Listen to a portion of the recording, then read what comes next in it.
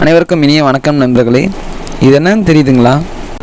பார்க்க இதான குச்சி போல் இருக்குல்ல, ஆனால் இது குச்சி இல்லைங்க, இது மண். இது மண்ணை கரையான்லாம் இது போல் கட்டி குச்சி போல் செஞ்சுருக்கு. இதில் இன்னொன்று ஹைலைட் என்னென்னா, இது இந்த குச்சி மாதிரியே செங்குத்தாக கூடு கட்டியிருக்குங்க. இங்கே இடத்துல மரப்பொருள் வச்சுருக்காங்க, அதில் படறதுக்காக. இங்கே பாருங்கள், கீழே இருந்து செங்குத்தாக ஆல்ரெடி நிறையா ட்ரையல் பார்த்துருக்கு, அதுக்கு ஃபெயிலியர் ஆகிடுச்சு. இது மட்டும் செங்குத்தாக போயிருக்கு பாருங்கள், கண்டினியூஸாக மேலே வரைக்கும் போவோங்க.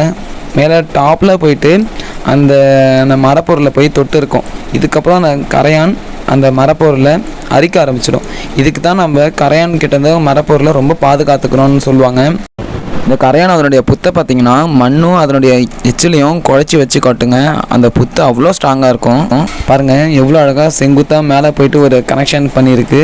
அங்கேருந்து இன்னும் நிறையா கீழே தொங்கிறதுக்கான அந்த வேலைகள்லாம் நடந்துகிட்ருக்குங்க. முடிஞ்ச அளவுக்கு கரையான் கிட்ட இருந்து மரப்பொருட்களை பாதுகாக்குங்க.